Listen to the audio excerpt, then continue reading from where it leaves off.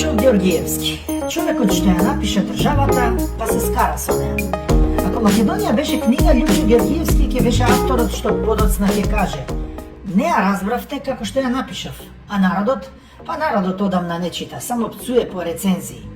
Тој е интелектуалецот што веруваше дека народот мисли. Лјупчо Ѓоргиевски не дојде како прост популист, тој дојде како писател, мислител, идеолог, човек што мислеше дека ако е нешто логично, ќе биде и прифатено. Првата грешка. Македонската политика не функционира на логика, функционира на навика, инерет и мит. А Лјупчо дојде со идеи, премногу идеи за народ што сака едноставни лаги, а не комплицирани вистини. Премиер во време кога државата уште не знаеше што е. Тогаш Лјупчо стана премиер. Македонија беше млада, сиромашна и убедена дека само што не ни тргнало. Народот мислеше дека независноста автоматски значи благосостојба. Лјупчо пак мислеше дека транзицијата е болна, долга и сурова. И тука се разминале за секогаш со народот. Тој зборуваше за реформи, народот слушаше отпуштања. Тој зборуваше за реалност, народот бараше магија. Приватизацијата е кога државно стана ничие, па после нечие, а тие чие што стана нечие, и знаевме многу добро кои се.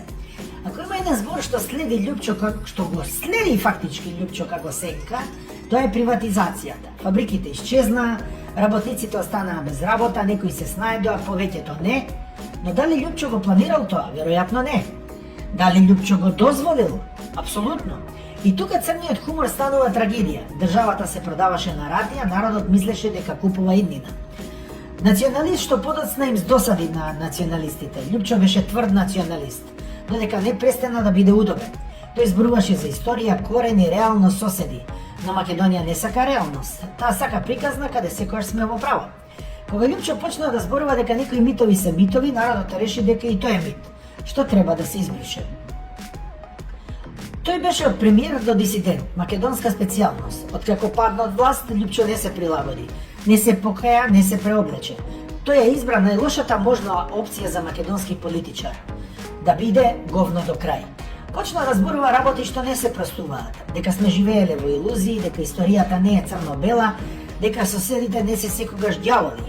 И тука и официјално стана предавник, иако беше предавник одамна. Во Македонија ако кажеш нешто што боли, не си храбар, ти си платеник, но ако си и платеник и предавник, тогаш си дефинитивно Лјупчо Ѓоргиевски. Бугарија бидна последниот клинец. Кога Лјупчо почна отворено да зборува за Бугарија, народот не го слушаше навреда. Без разлика што кажал, без разлика што мислел, пресудата беше донесена однапред. И тука доаѓаме до најцрниот момент. Требаше да зборува за Бугарија кога беше премиер, а не сега. Човек што учествувал во создавањето на македонската државност, тогаш стана нејзиниот непријател. Не затоа што ја уништил, туку затоа што одбива да ја каже правата вистина за неа. Преварант или гениалец? Лјупчо Ѓоргиевски не е преварант во класична смисла, освен за парите што ги украде. Тој не продаваше лажна надеж, тој продаваше сурова реалност. А реалноста кај нас е најнепопуларниот производ, освен парите, нормално. Гениалец, можеби, ама во погрешна држава, во погрешно време, со погрешен народ. И тука доаѓа последниот удар, оној што најмногу боли. Веројатно, државата е погрешна. Затоа Лјупчо треба да си најде нова.